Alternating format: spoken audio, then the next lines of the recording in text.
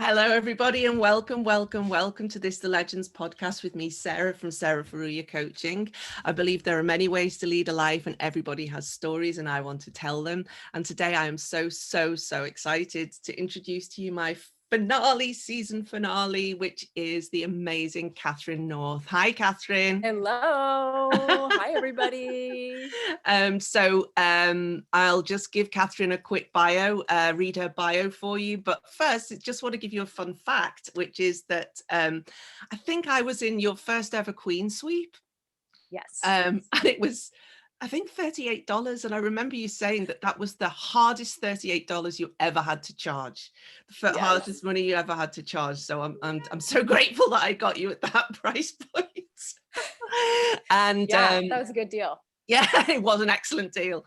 And then also, but that was about 11 or 12 years ago. But you were also the first kind of 1-year coaching program that I spent thousands of dollars on as well. So it was like, I feel like we've been through some kind of progress together. And I think that was the first like we 1 grew year. up together. Yes, we did. We grew up together. We grew up together. Yeah, that's right. Amazing. So, if you don't know Katherine, I'm going to read her bio for you now. So, hi, I'm Katherine. She's a queer feminist, mother of 5, heathen mystic, cries at diaper commercials. Okay, she cries at all commercials. But she's a writer, a coach, a mother of 5. She helps fierce, secretly tender women declare dominion over their own lives. She's the author of a personal memoir about growing up evangelical and ending up a heathen mystic. Her private clients are ambitious, successful women. Thanks. Who are way too smart for most of the self-help aisle, but they secretly yearn for terribly mortifying things like more magic, more peace, and a fairy godmother. More than 8,000 women have used her Queen Sweep program to clear clutter and make beauty. Practical Magic for Secret Mystics is about energetic boundaries. I love that one. And she writes a secret blog with secret poems called Rich, Juicy, Starry Beauty. There's so much more. I think the most current thing here is she also wrote a book for parents and kids confronted by terrible news about Santa. Katherine lives on Salt Spring Island off the coast of Canada with her husband, Nick North, 5 kids and many chickens. Well, that sounds like a pretty straightforward story. Yeah. So let's start off with, can you tell me a story that had an impact on you, Katherine, or that had some kind of, that created some kind of impact in your life? Oh, I would love to tell you a story. I love stories. Yeah, I know. Once upon a time, there was a little girl who had a terrible, terrible secret. And this little girl's secret was that she knew that no matter how many times she had asked, and no matter how many times she had prayed, she knew the words to the prayer. Dear Jesus, please come into my heart and save me so I don't have to go to hell. Please, please, please, please, amen. No matter how many times she said it, she knew it didn't take. Now, this was very bad news for this little girl, because in addition to the whole like hellfire thing, this little girl grew up in the church, steeped in the church, deep in the church. Her parents were Christian missionaries, and they had picked up their family and gone to another country and spent their whole lives bringing Jesus to people. But this little girl could not get Jesus into her heart, and she knew it. And it was so scary, and it was the worst secret. This little girl, of course, is me. And I went from being so afraid of myself, so afraid of all the terrible things I was sure lived inside myself, and the good things that I couldn't get into me, even though I tried and tried and tried. I went from being that scared little girl to being me now, who is actually still scared of all kinds of things. I'm scared of bugs and ghosts and scary movies and calling the insurance company and basically, generalized anxiety. It's good times. But I'm not afraid of my own heart anymore. I'm not afraid anymore of my own self. That was the fucking journey of a lifetime, my friends. Oh my God, I've got goosebumps all over my body, FBGs, full body goosebumps. And yeah, that for me was a turning point as well. But that didn't happen for me. I remember one day just thinking, I'm all right. I'm all right, apart from the bits that aren't all right. And that's the good thing. It's like, then you can identify the bad behavior, right? Mhm. It's like, I'm all right. And then it was like, oh, I actually quite like myself. My heart is true. And from there, there's so much more available. What do you think? Yeah. Yeah. Yeah. I love that. My heart is true. Yeah. And it was funny because I had to tell not all, but I had to tell a lot of those terrible secrets Mm-hmm. in order for my heart to be true. Mm-hmm. And now my heart is true. But that's Mm-hmm. partly because I've spoken some of the truths that I thought would bring the whole world crashing down. And in fact, some of my truths did bring some of my worlds crashing down. But it turns out that you can survive that. And even some of the people you love can survive that. And it's worth telling them. And then your heart is true. So tell us more. I mean, it's all in here. And I mean, this isn't a yes. I'm going to be giving this one away, by the way. Oh, wonderful. Yeah, I bought stacks of them when it first came out, bought loads and just started kind of giving them away to people. Oh, thank you. And then, so I'm probably the spike in your sales in Japan, if you have any stats. Yeah, and then I've got my own copy somewhere floating around, but this is my giveaway copy. So, but why don't you tell us more about your childhood? I mean, a lot of it is in here, but tell us more about your childhood, your background and your family and your I say ancestry, but like, what's your background? Or like, what's your story there? How do you tell that story? Yeah. So when I was 5 years old, my parents moved our family from Indianapolis, Indiana, in the US, to Tokyo, Japan, Yokohama, technically, but to the big city of Japan. And my parents are both from Kentucky. They are both small town kids. And this was, pre-internet, pre-international phone calls, pre-cell phones, pre-FaceTime, pre-Zoom. And I don't think it is possible to imagine. Like I have a good imagination, but I don't think I can actually imagine what a leap of faith that must have been for them in every way. They had never been themselves. They had never left the country, I don't think. And they packed us up. They had 2 little kids and they packed up everything and shipped it across the world on a ship. And we got on a plane and we landed in Tokyo, Japan to start this totally new life. So I went off to Japanese kindergarten. My parents entered language school and we embarked on this totally new chapter. And I do talk, this is my story of that time and what it was like to be one little blonde, because I had bright blonde, really frizzy big hair as a little girl. And so not only did I stick out because I was the only foreigner among thousands of Japanese students, but like I stuck out, like it was like I walked around with a spotlight on me. I had this like, these blue eyes and this really pale skin and like this huge like mop of hair. And it did not all go well. It didn't go smoothly. It was not the smooth assimilation that I think every parent wants for their kid. And I went from that Japanese school experience through a series of various small and somewhat odd schools. There was the homeschooling. There was the extremely, how shall I say, nut job, fundy, charismatic Christians. There was a wonderful one-room schoolhouse.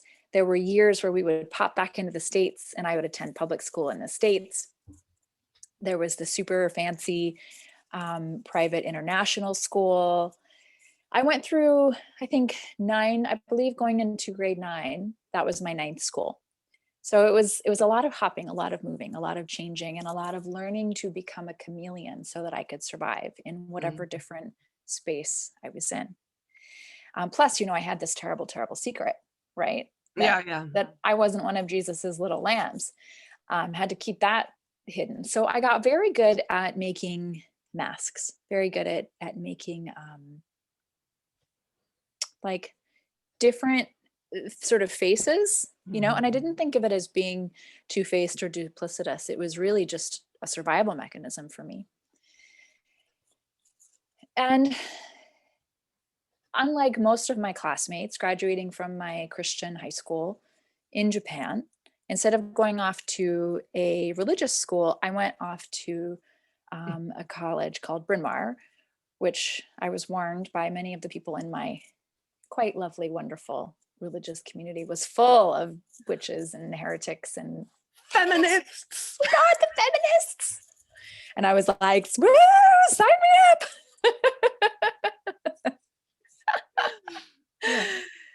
Yeah. That was my launch pad. Right. And so like it's really interesting you should say that you developed all these different kind of faces and masks for different situations. And if we look at it from this like really odd kind of black and white thing, it's like it sounds quite duplicitous or two-faced or all this kind of stuff. But actually there's two things I want to flag here, and you can tell me where I'm wrong. I learned that from you. Is I believe it was Martha Beck's phrase. Yes, that I was borrowing. yes, you were give channeling Martha, and then where credit is due. The circle is complete. So TPO, time, place, occasion, and in Japan as well, there's no shame in having different faces for different things. You just meet the situation with the face that's appropriate for that situation. Tell me where I'm wrong. Mm-hmm. So like for me, that doesn't, these days, it doesn't sound too difficult, but where it can undo people is, I know I have one client who says she's a shapeshifter and she doesn't know who she is, but it sounds to me like you knew who you were in your core, but you were just you were aware that there were certain things to manage there. I don't know if I knew who I was in my core. I knew I was very afraid of what I might find at my core. Ooh. I was very afraid that it would turn out that I was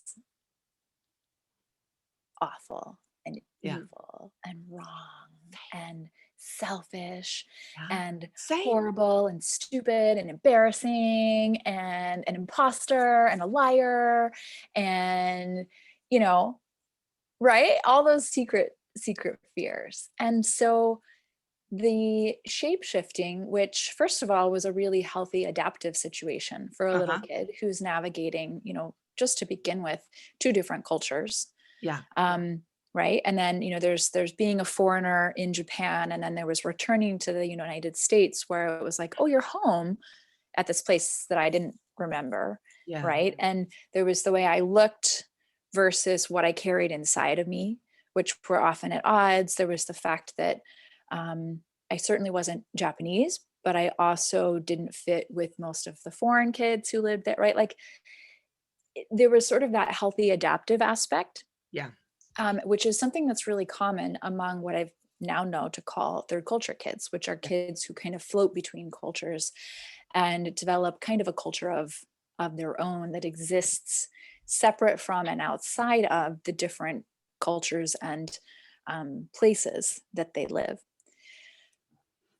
But then there was the shadowy aspect, the shape shifting that was not about adapting to thrive in different situations, but that was about covering and hiding and hoping that maybe if I could shape shift enough, if I could be good enough, if I could be just right, if I could be a good enough student, if my Japanese would be good enough, if I could be a good enough Christian girl, if I could be virtuous and pure enough, if I could do all those things, that maybe I could outrun this thing that I was afraid was inside myself. Yeah. Wow. It's really interesting. I mean, our stories are quite similar in some ways. I was raised a Roman Catholic, and I never felt, it was interesting because we weren't raised with hellfire. I don't remember much stuff about hell. Mm. I remember a lot of devotion to Mary, as Catholics are Mm. known for, Mhm. and all that. But I really felt like I wanted to be a priest when I was 17, and I really felt like a really strong connection. And then when I went to university, I thought, hang on a second, why can't I be a priest? Oh, this is oh, hang on a second. Margaret Thatcher's the prime minister, the Queen is the Queen, the head of state. What's going on? When do I get access to poping? When indeed. When is this? And then I was like, okay, so I was studying psychology. So I wrote an extended essay about, I called it The Female Christa, and it was all about women in Christianity. And I was talking to the priests and all the ecumenical staff and then I just read one piece of information that was it. I was done. There was What just was one it? piece. It was something about 5,000 years ago, in order to politically gather the tribes of the desert, of the Middle East. There was all these different tribes, all worshipping different gods, and multiple gods. That the birth of Judaism, monotheism, or Judaic monotheism, was somebody was like, we need to corral all these different tribes. How can we do that? Oh, let's say there's one God and they're not allowed to worship the other ones, right? How are we going to make this work? And as soon as I read that, I was like, this seems really logical. This would be a brilliant way to corral all the tribes of the desert. And then like that snapped something. And then I went on this kind of hunt. And then I met I talked to the Catholic priest, I talked to the Methodist priest, I talked to the Church of England priest, I talked to the United Reformed priest. And he said to me, and this is going to make you laugh because you will understand this. I was talking about women in the church and blah, blah, blah. And he goes, well, actually, I've got a secret. Right. And I was like, what? And he goes, actually, next week, the United Reformed Church is voting on whether or not to let gay couples who live together for priests to be openly gay. And I live with my partner. And if they say no, then I'm leaving the church. And I was like, oh my God, this is what is going on here?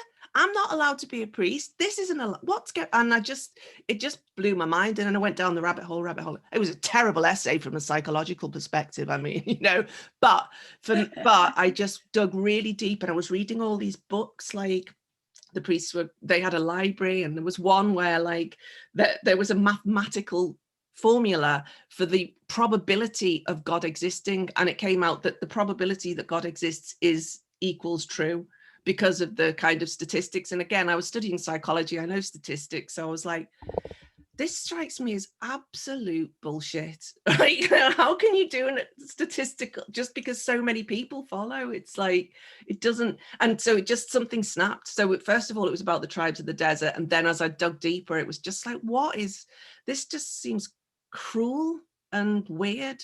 And then, and then I kind of did, I'm sure what you did, which is that kind of undoing of it all as well. And I miss it, Catherine. I miss the community. I miss holding the newborn baby and going and visiting the old granny from the church. I miss that kind of range of people in my life and the unconditional support that I got in there as well. But I think it's a slightly different story, but it was like, does that make sense? Yeah. Well, and the thing I think that is so tricky with these religions that we've grown up with is that that's our only framework for so much of those good things that you just talked about. Yes. Community, Yes. safety nets for the vulnerable people amongst us, connection, ritual, coming of age, rites of passage, loyalty. Like there's so many things that once kind of co-opted by religion, it can be really hard to figure out how to create those things from scratch again. Yeah. Well, you can start a coaching practice. So you can. It's a pretty amazing way to gather a whole bunch of really remarkable people. And without becoming culty. That's what I've told my mastermind group. Like, if ever I start to sound culty or weird, you've got to let me know. Got to let me know. Yeah. So what happens there? I mean, I highly recommend it. I don't want to kind of stop too long on this because I really want people to read the book. I read this in 2 sittings and I'm the slowest reader. Oh, so thank I'm you. the slowest reader. So like what happens next then? So you're in Japan. Oh, there's some really horrifying stories in here as well about Japanese school and humiliating people in front of people. That really broke my heart. It really broke my heart. I don't think it's typical of everything, but it's just like, whoa, this is, I want to go and find that poor little boy and give him a cuddle and say, I'm sorry, that was not your fault, mate. Maybe I can do it in the ether. So anyway, it's a teaser. What happens next then? So you graduate high school in Japan, and then you go to Bryn Mawr, and then what happens next? Well, so here I am at this amazing feminist, like legendary feminist, you know, what place of ideas and thinking and new horizons. And so, of course, what I do is I join the Bible study because I was so afraid. I was scared. I so desperately wanted that bigger world. And I was also so afraid. And I had gone out into the world and I found myself very small in it. Mm-hmm. And so in the book, I tell the story of how I ended up marrying another Christian. He had actually been a counselor at one of the Christian camps I had attended as a high schooler. He was only a couple years older than me. But two people who never, ever, ever should have gotten married because of the kind of purity culture that we were in, where like the biggest thing, it didn't really matter if you lied or murdered. I'm totally exaggerating, but it kind of felt like it didn't really matter what you did as long as you didn't have sex. Don't have sex. Well, we didn't have sex. So instead we got married, which was so much worse, so much more destructive. So 21 years old, I haven't even finished university yet. And I'm married to this other Christian. And both of us have done zero work on our own trauma or history. We have no coping skills or tools. We should never have gotten married in the first place. I'm 21. He was like 23. As you can imagine, it did not go well. No. And it didn't go well quickly. Is that right? It didn't go well quickly. Yeah. So I did manage to finish school. So that was good. And then I proceeded to just sort of go like this.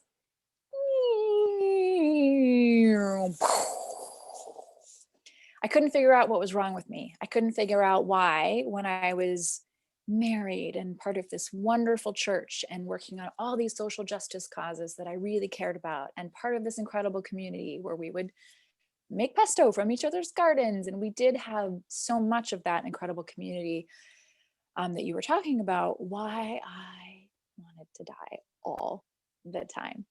And so much of this book is my struggle to parse out in a belief system that told me that my virginity, then my continued allegiance to marriage, no matter how terrible. And it wasn't that my ex-husband was a terrible person, just to be clear. It was that together we created a terrible marriage because we had no idea what we were doing. But I had believed so deeply that my virginity and then my loyalty to this system of marriage was the most valuable thing I had to bring to the table, that I squelched everything in me that was saying, get out. This is not working. This is not who you want to be. I was working at this foundation, which does great and amazing work, but I was so miserable. I wore a suit and pantyhose and heels, and I worked in an office, and I was basically a secretary. And I felt like I was dying on the inside. And I finally came to a crisis, and I won't ruin it for you because it's a good story, I gotta tell you. But I finally came to a crisis moment where I realized I have to do something drastic in my life, or I think I might die. Like, I really thought I might end my life. I thought about it a lot. And even at that point, I still couldn't break outside of that incredibly tight prison of thought. So instead of being like, I should leave this marriage and this life that is strangling me to death, and I should go and live and be free, I didn't frame it in those terms. I framed it in the terms of, I can do bad things and be a bad person, but live. and maybe ultimately go to hell, but at least live a little bit longer. Or I can be good, but I'll probably die because that is how unhappy I am, which is so absurd. Like, it doesn't even make any sense. It's so illogical, but that was my truth. So, not surprisingly, given how poorly I had framed the whole thing, the only way I managed to get out was very messily. I made really bad choices. Again, I was, what, 23 at this point? Maybe 24. And I made a big mess, and I blew up my life, and I blew up my marriage, and I left my job, and I left Philadelphia where I was living, and I moved to Chicago, and I moved in with my little brother who was a college student, and I slept on the floor on a mattress, and I smoked a million cigarettes, and I drank terrible gin, and I was really bad for the first time in my life, and I had sex with someone who I was not married to, and I did all the bad things. And I finally started to feel better. Oh, I'm like, yeah, that's the part in the film where I'm like standing going, yes, yes, yes. I also started going to therapy. That definitely was part of it. It wasn't just the cigarettes and the bad things, although they were kind of, good medicine too. It was a good counterbalance to this like intense virtue that I had tried so hard to live. Yeah. And, we call it numbing and all this kind of stuff, but, sometimes you need a little helping hand. They call it mother's little helper. Do you know what? I've never realized this before, but when you said the word virginity, I got a literal visceral feeling come up through my body. I was like, oh God, what a word. It's a weird one, isn't it? It's a weird Seriously? One. Yeah. Look at your face. Your eyebrows go up. It's like, yeah, what a it's a funny thing, isn't it? This obsession with not allowing people to just live freely in their bodies without like making it their fucking business. Like, it's just none of my business, right? Somebody else's body is literally none of my business unless it's going into mine. That's or on it or something. I don't know. It's weird. Why do you think that's developed, Katherine? I mean, well, I don't know. That's like an hour long. It's a big question, isn't it? No, like it's more university than that. essay. But I will say, yeah, women's bodies are potent territory. Oh yeah. You could even say that they have magical powers. Oh my and God. So the urge to control them, I think, is about power. I've got goosebumps all over my body. I think we've got your tagline. Women's bodies are potent territory.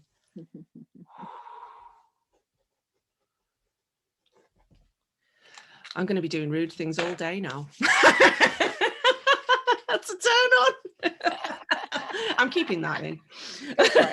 And the other thing is, what released you from your prison of thoughts? But I think you've answered that. Cigarettes, gin, therapy, and your brother's floor. But first, pure desperation. Oh, but first, pure desperation. I think that was maybe the only thing that could have done it. That's what's so funny, right? Is looking back, I felt like life was torturing me.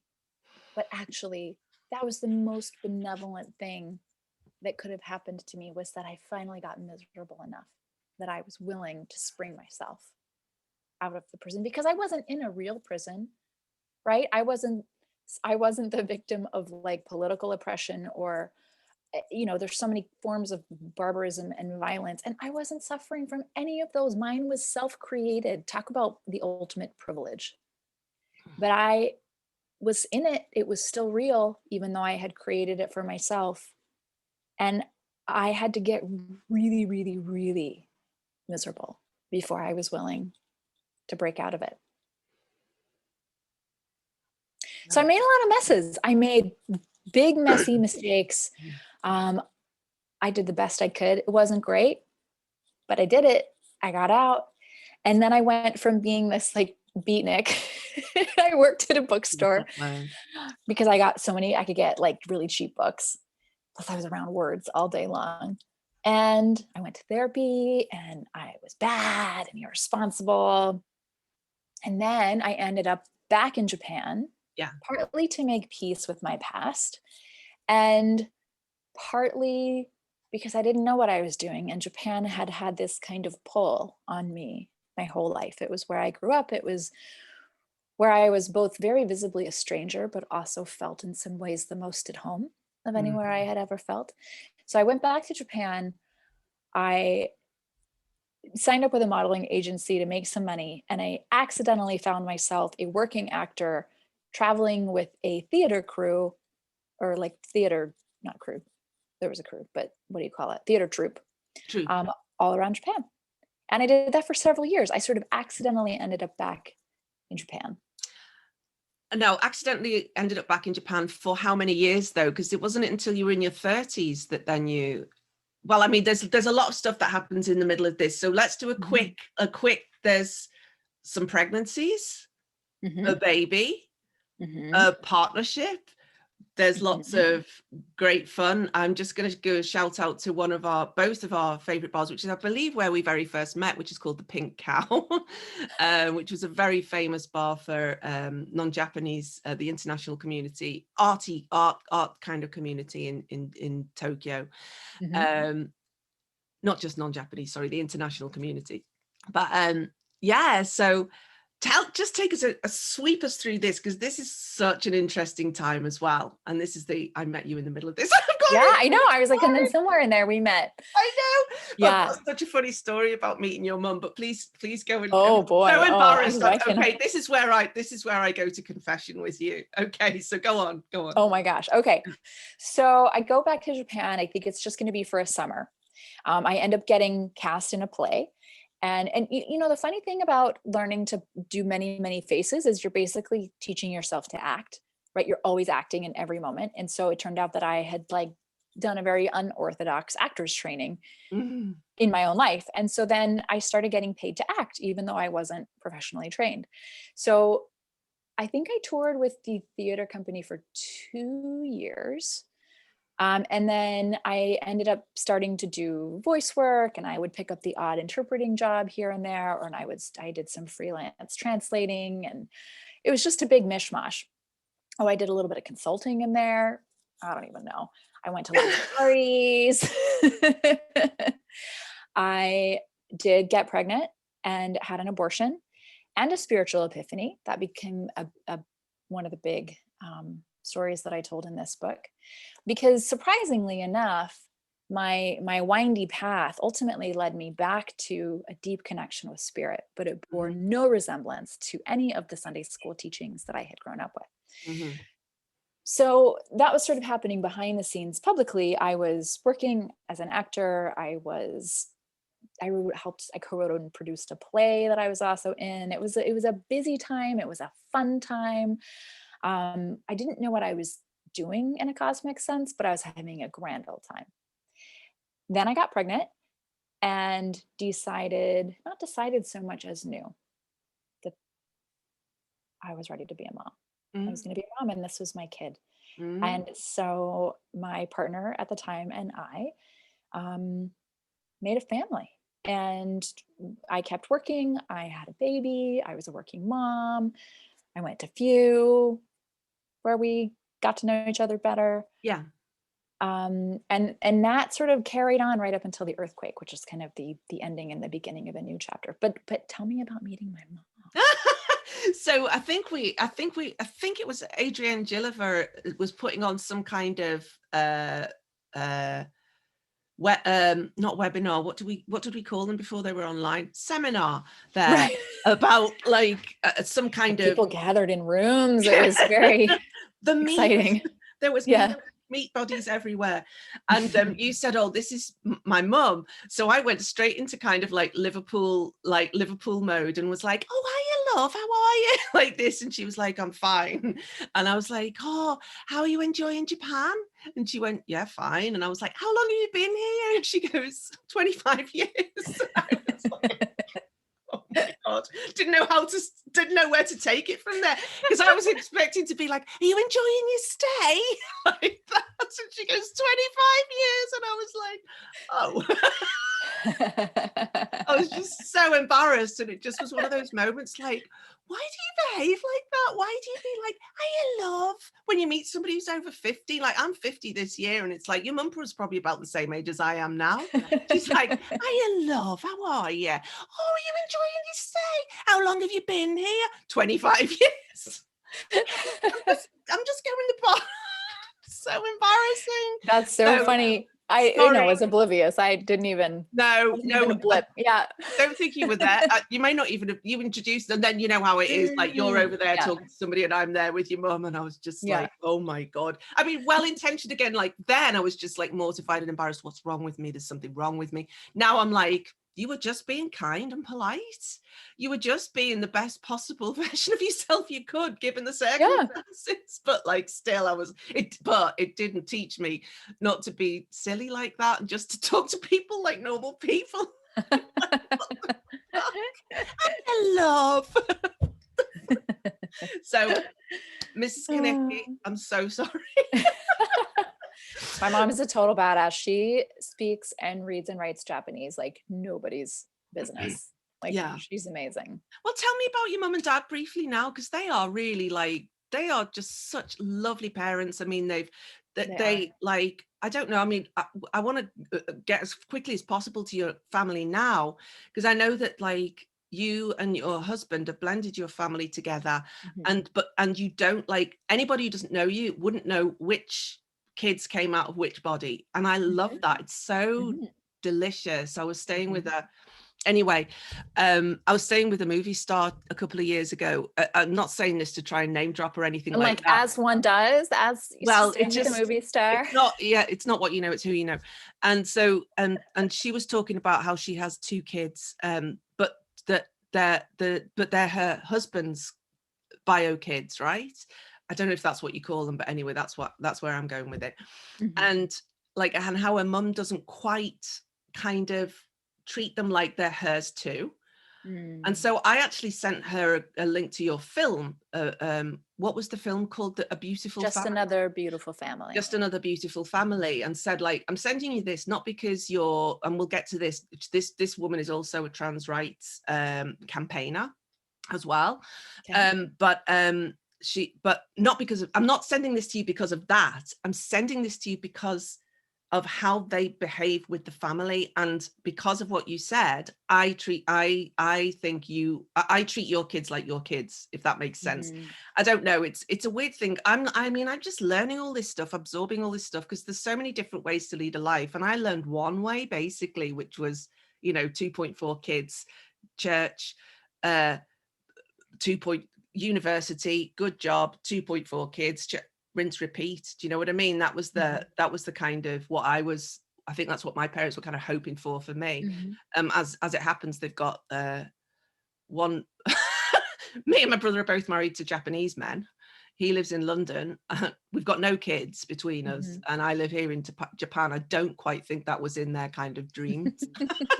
Or maybe it was, and they're just like, yes, they don't live near us, we don't have that pressure, no grandchildren to look after. Who knows? What am I making assumptions about? Anyway, back to you, Catherine. What was the question I asked you? I don't know. Yeah. I'm not sure. I have no idea. So you're living with your partner, and you are well, let's fast forward a little bit, because let's happened. Yes. So your parents, that's right. Okay. So my parents. So when I went back to Japan, we reconciled.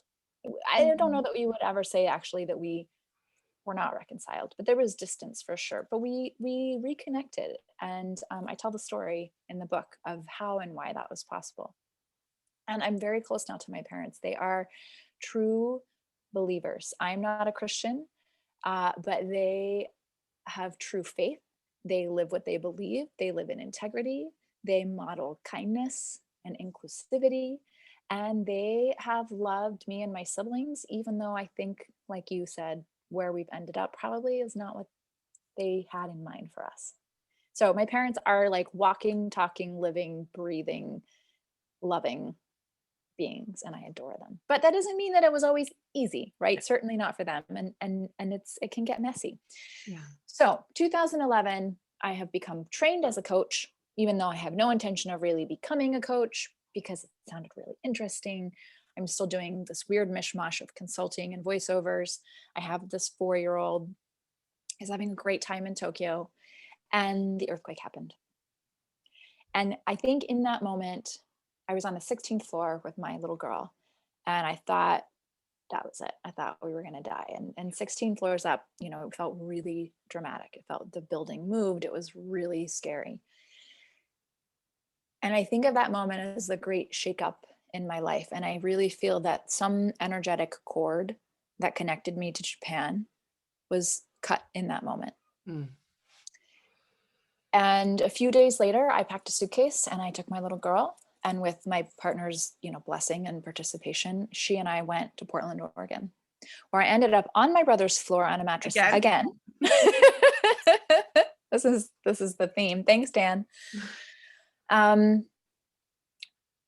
Thinking again, it was just for a couple of weeks until everything quieted down, and then ended up staying and making a whole new life there and reinventing myself as a coach and working on my writing and living very happily in Portland as a solo mom for 5 happy years.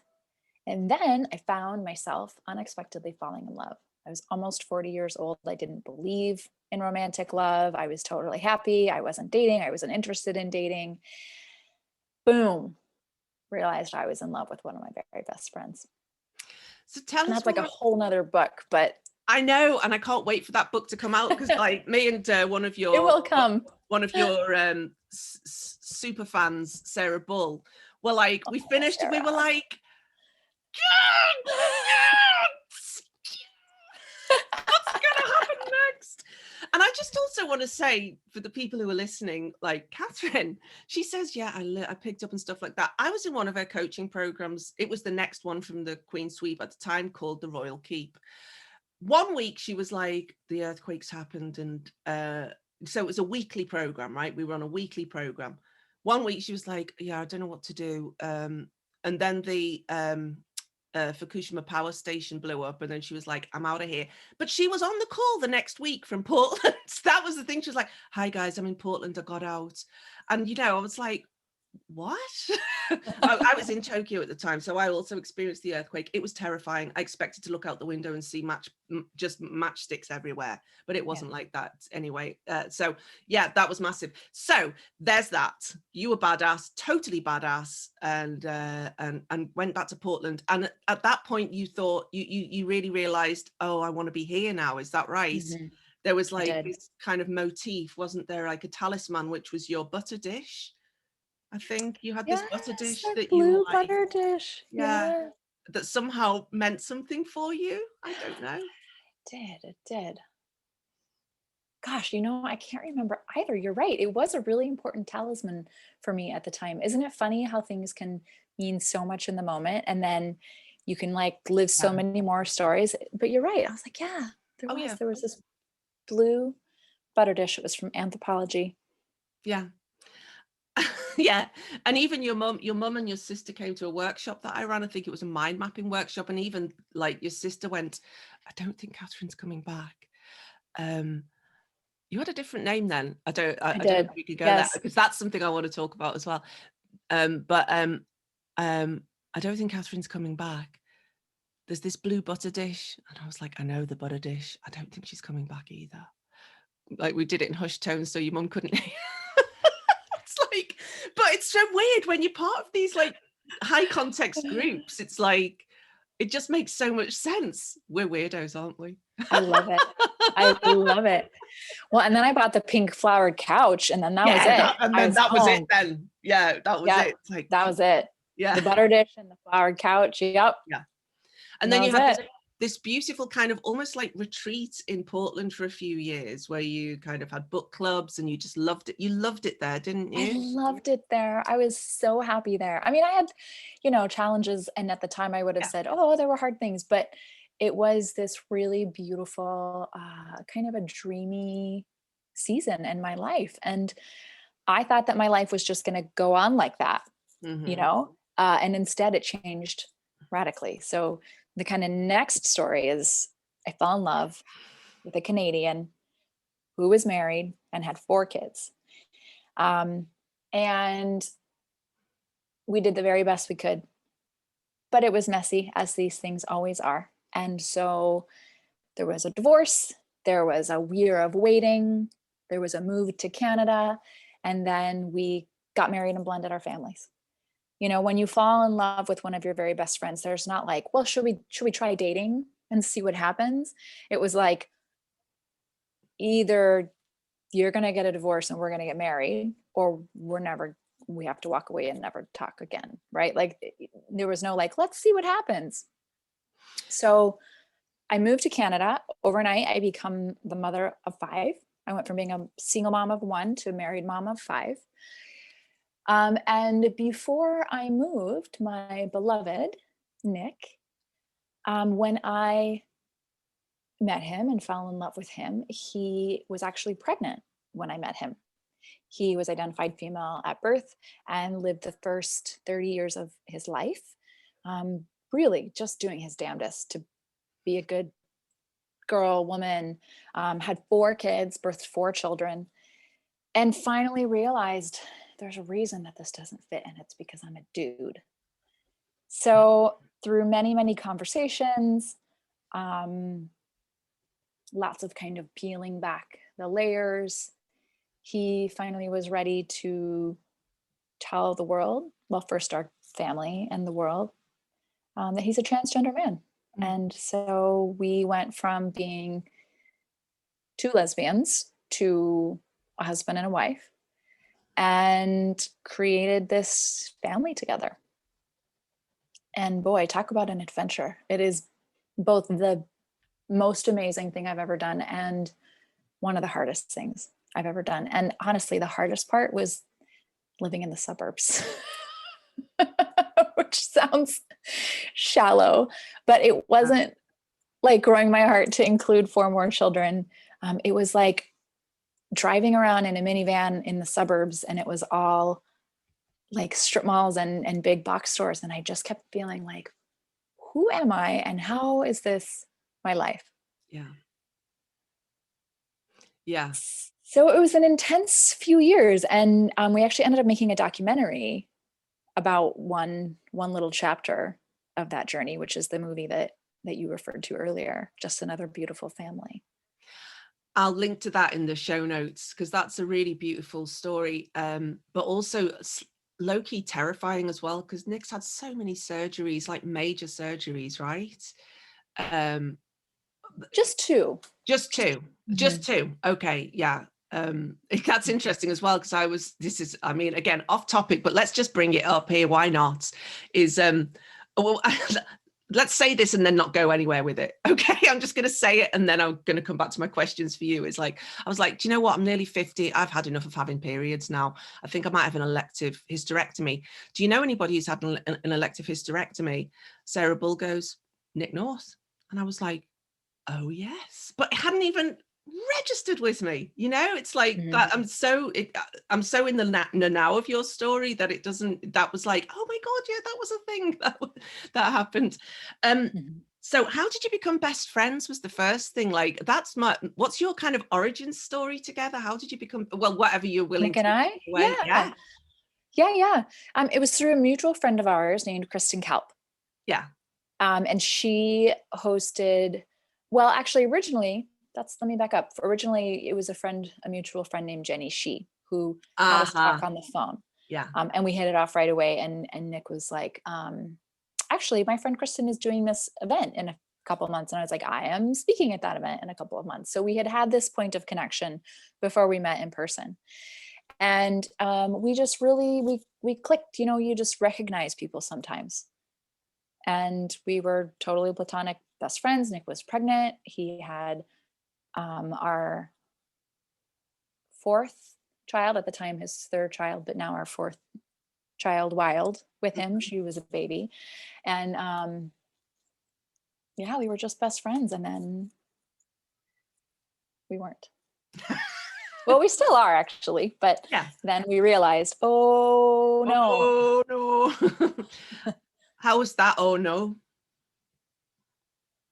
Terrifying. Mm-hmm. Totally terrifying, right? Because if you say something, you potentially risk losing your best friend. And I say best friend, you know, we lived in different countries, right? So it wasn't like we saw each other all the time. But what I'm trying to express is that there was a kind of heart-to-heart connection that is hard to describe using any other words. There was this sort of soul connection that didn't really match the amount of time we spent together, or the, you know, the hours that we like. I have so many dear, dear beloved best friends in Portland. We'd spent thousands of hours together, right? But there was something about Nick and I, it was like we saw each other, that we recognized something in each other in a different way. But yeah, there was that moment of decision of like, well, we're either going to talk about this or we're not. And we talked about it. And then it was like, all right, we're either going to walk away and probably never talk again, or we're going to massively change our lives and be together. And we chose to be together. And he got the Katherine North treatment, which was like, we're going all in. Was that you who prompted that? I'm sure it was, like, just that kind of super coach kind of like, we're going all in or we're not doing this at all. I don't know. I mean, it was definitely heightened by circumstances. Yeah. Right? Like you don't country move. Like I always forget that because it's all on the same continent. I always forget how tricky that move is. Yeah, and also, you know, he was married and had a baby, and so you don't just up and leave a marriage because you think you might want to date somebody. I see. Yeah. Well, you don't. Yeah. You could. Yeah. Yeah. So you were all in on that. Yeah. All in. Now, the other thing I'm curious about is, what was it like for you going from being kind of a lesbian couple to a different kind of couple? That's quite a big transition. It's a really personal question, but it's something, a point of curiosity for me. Yeah, no, I don't mind talking about it. Well, you know, I didn't get to be a lesbian for very long. I had been part-time, right? Like short term.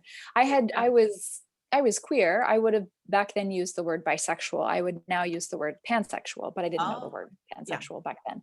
And I had known I was queer for a long time, and I had been with both women and men, but I was with a man when I had my eldest daughter, and then didn't date anybody for a long time. So it was like, I mean, I was queer, but I wasn't sleeping with anybody, so it didn't really matter.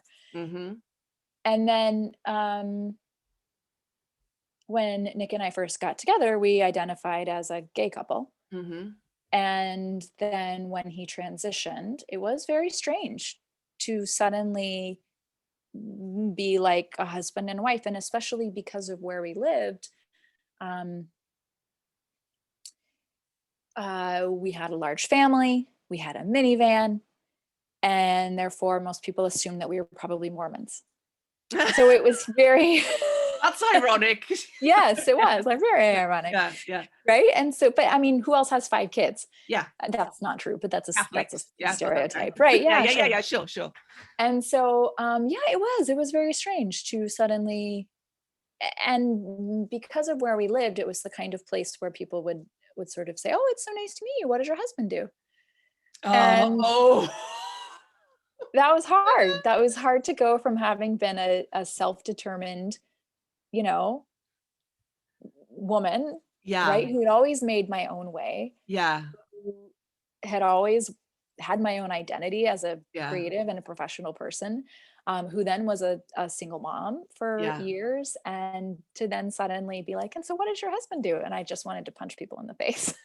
Like, really? Yeah, amazing. And I can remember you saying something about like also, or was it, did I read something that Nick wrote where people were like, you have a very beautiful wife and things like that, and he was like, why are you telling me? I don't know what's going on here. He's like kind of navigating the world of dudes from a dude's perspective. Yeah, he definitely sees the world differently. Yeah. Like, and as he's gotten to move through it both first as a woman for so many years and now as a man, he has now become the most ardent feminist, which was a big shift for him. Amazing. And you know, those are his stories to tell, but I want to come back to that because I remember something like, I can remember watching your story unfolding and never being like, oh, but always being like, oh yeah, like it's just like there was this golden thread running through it all the time where it was like, yeah, okay. So So let's come up to date. So I wonder again, like I've just got this image of you in the suburbs, like my empathy levels were going off when you were posting like stuff on Instagram and things like that. Do follow Catherine's Instagram. It's so good, and that she's so frank on there, and it's just so lovely and fun as well.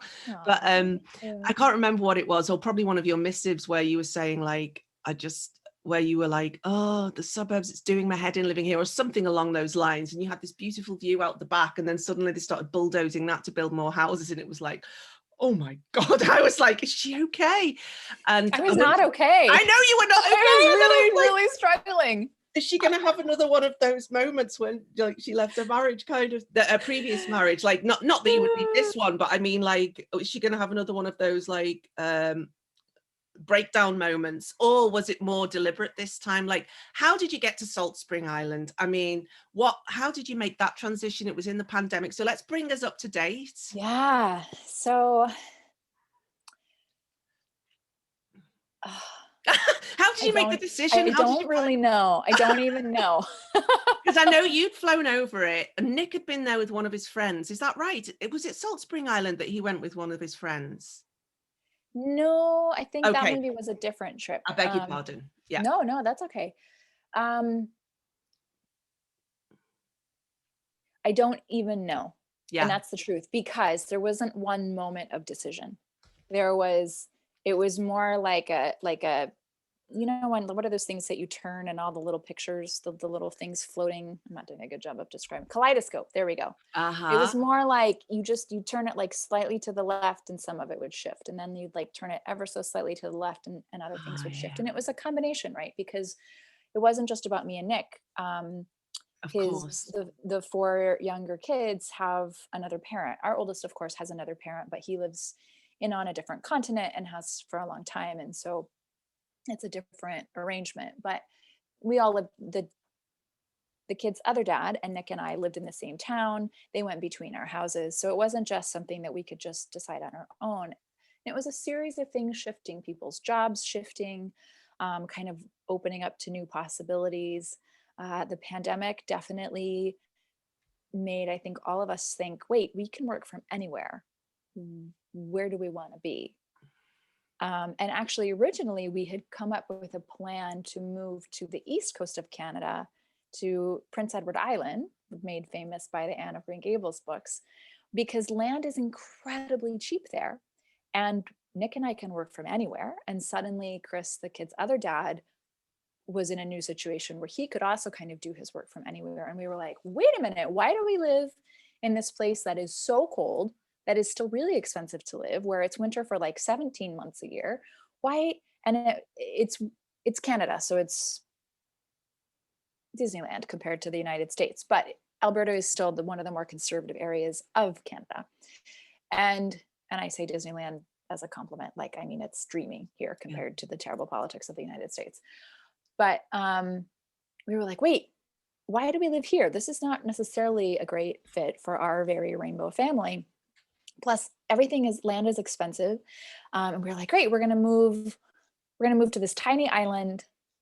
You know, maybe we'll buy a house on Prince Edward Island or something. We're just dreaming. We were just like, just kind of dreaming and scheming. And then all of a sudden, like, you know, the dreams sort of take on more momentum, and it all just kind of happened.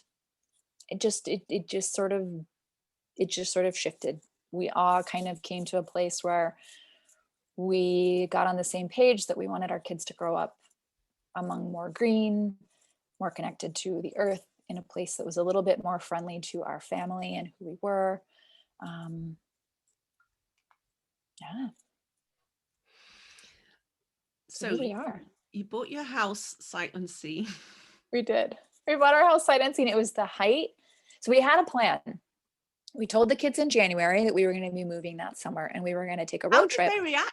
They were so angry at us. They were so sad and heartbroken, and they hated us. We were the worst parents who have ever been. We had a plan that in April, we were all gonna get in the car and drive out and see it. And then we would start house hunting, except that in March, the pandemic hit and we couldn't go anywhere. And also they were all home. And so we both started looking virtually for a house, and we decided to move up our date. we were like, well, why are we waiting for the summer? Let's go sooner. The kids can't go to school anyway. They've canceled school for the whole rest of the school year. But it was the height of the pandemic, and the owner of this house wasn't letting even realtors in to do virtual tours. So you could only see it from photos. But there were only 3 houses on the whole island that we could afford, because most things were like over $1 million. And so there were 3 houses we could afford. We bid on one. We were outbid. We bid on the second, and they had accepted a bid like 10 minutes before our offer went through. Like, it was ridiculous. And we were like, I guess that third house, that's the one. And we were like, that's the one that you can't even do a virtual tour of. And we were like, well, oh, well, we knew we really wanted to be here. There was one house that we could buy. And so we were like, I guess that's the house. And so it is. Here I am. Look, see, it's the house. Oh, I've unplugged my cord. Look at it. It's so beautiful. There's somebody in the garden. That's Nick. Oh, is it? He's Oh, bless him. Something down in the woods. Nice So yeah, here we are. A whole world away. So from Tokyo to Portland, to Alberta, to Salt Spring Island. I did not know any of this was going to happen. I did not have a plan. No. Yeah. So I love this. So this is, I just want to kind of say how, like, when I'm watching all of this, which I thrilled to, because I also moved to the seaside about a year and a half ago. But, like, I watch it, and a penny dropped for me. So again, I'm going to reveal something here. So when you were like, I'm changing my name to Katherine North, call me this, I was like, what? Why is she doing that? Like it's my business. It's my fucking business. Do you know what I mean? But so it triggered something. You're allowed to have an opinion, though. Yeah, exactly. But like, it triggered something. I was triggered. I was like, fucking hell. And then I was like, wait. Because of course, as soon as I'm triggered about something that's really none of my business, I'm a coach, right? And also, right. That's the problem with being a coach. You're like, yeah. So then I'm like, interesting. What's this about? And then I was like, wait, this is the most radical act of feminism, because they're both just changing their names, right? So this is like, and they're both changing their names to something they've completely created, right? And then they're calling themselves the Norths, which is kind of legendary. Then I was like, wait, they're moving to Salt Spring Island. They've changed their names. They're basically writing their own book. They're basically Anne of Green Gables. They're basically, and I was like, oh my God, they are geniuses. They are basically everything that Katherine talks about, all the books she loves. She's authoring her own tale or myth, legend of her life. She's given herself a name that's kind of cool and legendary. Now they're the Norths, living in the North. I was like, this is so cool. And it's just so, and like, I'm still thrilled by this idea. So then, but then that helped me, because I'm completely bonkers. I'm like, well, I'm going to live in my own legend as well. I'm not changing my name because that's paperwork, but but it's such a, even yesterday I was thinking, oh, maybe me and Casey could change our names to something, and then incorporate our new company, because he's left his job and now he's working in my business and blah blah blah. But I was like, oh, but so anyway, that's the tale of me going from being like, why are they doing that? Not my business. What's that about? Whoa, yeah. Yeah, I mean, the last few years has definitely given me the opportunity to walk my talk, right? Put my money where my mouth is. And you're right. This is exactly what I'm trying to do. I am trying to write not only like the stories down, but I'm trying to write my life as I live it. I'm trying to make it an epic tale. Like, it's my story. So let's make it a good one. Well, it bloody is an epic tale already, Katherine. So let's bring us up to date now. So you're on this Reno show on the Discovery Plus channel. I'm just dropping that in there. Like, right. Yes. So we moved to Salt Spring Island. The house, not surprisingly, right? We knew it was going to be a disaster, but it was, even more of a disaster than we thought. So as luck would have it, a TV show had reached out to us a while before and was like, are you interested in being on a reno show? And I was like, I would love to do that. Too bad I live in Alberta in a rented house. I cannot reno anything because I don't own a house. However, a few short months later, suddenly we're in Salt Spring Island. living in our own, in Japanese, you would say boro boro, like totally falling apart house. And so I wrote him back and I was like, actually, hey, now we are going to do a reno. And by reno, I mean, I'm going to stick a post under my sagging sunroof because it's literally falling down by the minute. And HGTV was like, yeah, we don't do posts under sagging sunrooms, but let's do this instead. So we moved in June. We shot the show in September. The kids all started new school. We started the show thing really in August. And then the kids all started new schools. We shot all of September, tried to claw back our lives for October and November from the last like wild 2 months. And now here we are. Yeah. And just also I published both of my books during that time. I published my memoir in the spring and then I published a children's book in the winter. Oh. It was a big year. It was a big year. I bought my first house. My only house. And that's with the help of your and support of your Patreon clients, right? Or your Patreon Yes. group and community. And I just wanted to say on the subject, I would always look at your kitchen and think, how the hell are they cooking for 7 in that kitchen?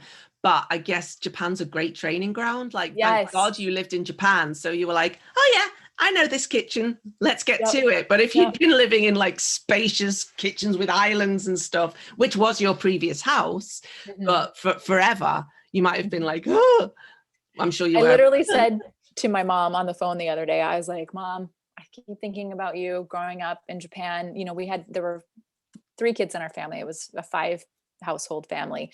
And we were, missionaries. So we didn't have a lot of money. And so we were always scrunched into these little tiny rental houses that were probably made for like 3 people to live in. Yeah. I'm exaggerating, but whatever. The kitchens were tiny, right? Yeah. And my mom is trying to cook both Japanese food, which has its own set of dishes and utensils, plus like traditional American, like turkey dinners and spaghetti and meatballs and whatever. And so I was saying to her, I was like, Mom, I keep thinking about you because I'm just shoving things in the most like absurd spaces because that's where they'll fit. And I was like, I take back every mean thing I ever said about your kitchen. Well, I'm like that now. We've still got a tiny kitchen, but again, this is where like I'll go onto Instagram and look at the North's kitchen and be like, I'm good. There's just 2 of us.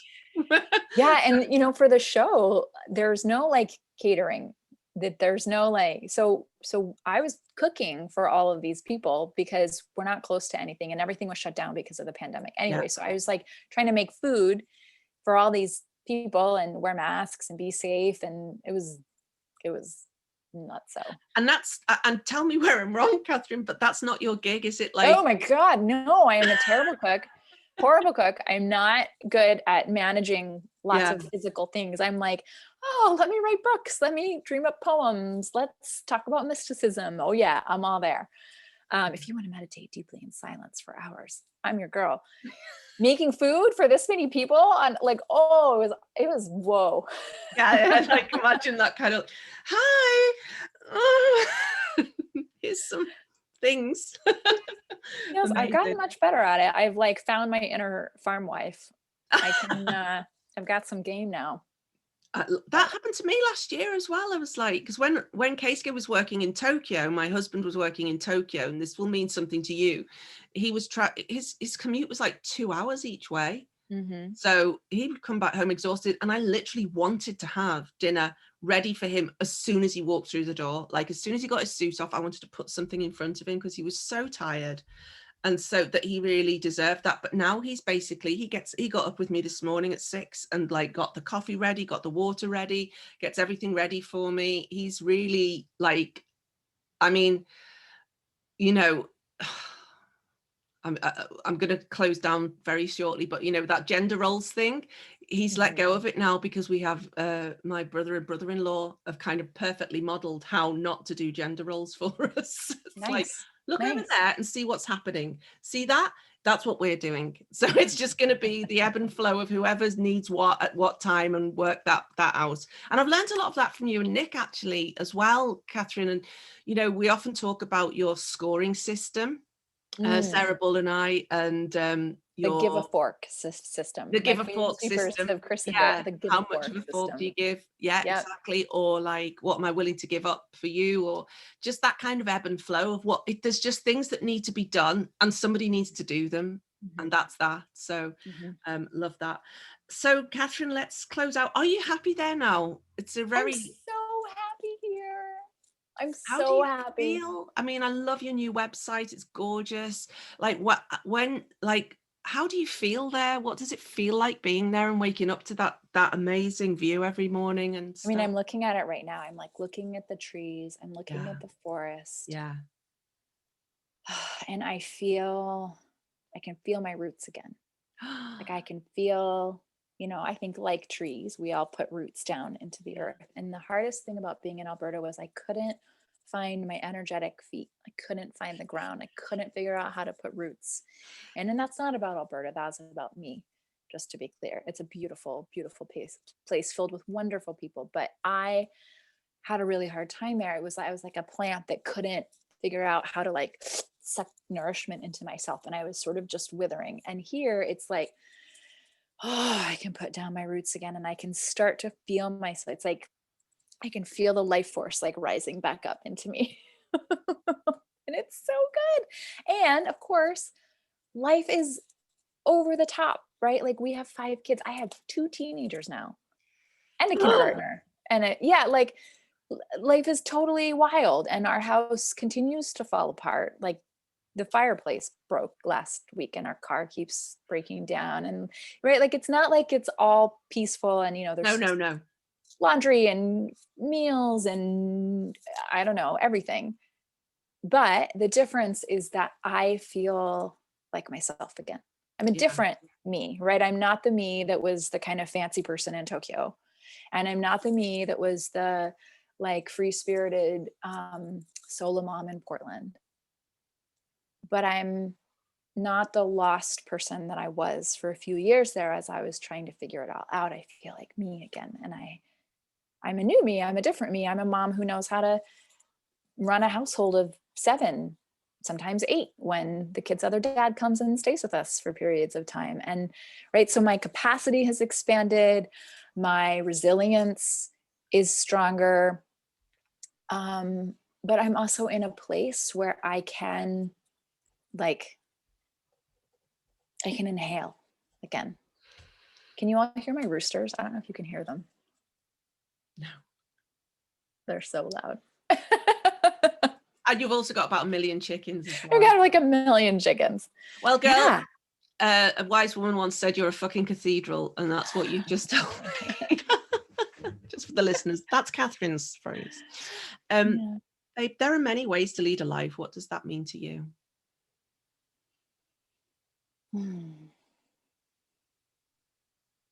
It means that you can do whatever the hell you want. You can make terrible choices. You can make great choices. You can be a hero. You can be a martyr. You might as well pick something that's really interesting to you. Like maybe chickens and living in the forest doesn't appeal to you, or maybe you don't want to move to the seaside like Sarah did, but I bet that there's some secret life or a secret name or a secret book or a project or something that's like inside you. And you might as well, we're all going to do something. You might as well do that. Love it, love it, love it. That's it. Katherine, thank you so much. It's been an absolute joy speaking to you and filling in. I've still got so many questions, but they're personal ones, because I'm like, but I want to fill in that bit there when I was on that particular coaching course with you, because I went from 6 weeks to 8 weeks to 6 months to 1 year, and it's like I want to know all the other things, but I can't wait. Are you planning another memoir besides Holy Heathen? I actually just a couple months ago decided that I am ready to write the next chapter. Yeah. God, yeah, but I think first I'm going to put out a book of poems. Oh, I'm sharing them one by one in my Patreon group as they drop. Ooh, well, this book took me 10 years to write, so hopefully the next one comes a little more quickly. We'll see. Well, you know what you're doing now, don't you? And that 10 years wasn't writing it, was it? Wasn't it trying to get it done in all different ways? And then, or was it like finishing it off? I think it was all of it. It took a long time. Yeah. Yeah, well, there are many ways to lead a life, and there are many ways to publish a book. So, which is very so. Indeed. Katherine, thank you so much. It's been a real joy, and I've just really enjoyed it. I'm sure we could go and go and go and go. I'm so curious about everything, but thank you for sharing this part of your story and letting all our listeners know your amazing way of leading a life. It's just such a brilliantly rich and varied group of people I've pulled together for these first few episodes. I think there's about 25, 26 now. I'm having a break for the summer and coming back in September, but this is the most amazing way to close out this particular season. So, Katherine, where can people find you? They can find me at my website, which is declaredominion.com. And I'm also Declare Dominion on all of the socials, Instagram, Facebook. I don't even remember what the other ones are, but you'll find me. Love it. I love that. At first, I didn't understand Declare Dominion, but now I get it. It's like you have to declare what you're going to do. Otherwise, you'll just avoid doing it. Or like just declare, this is it. This is what, yeah. that this is my life.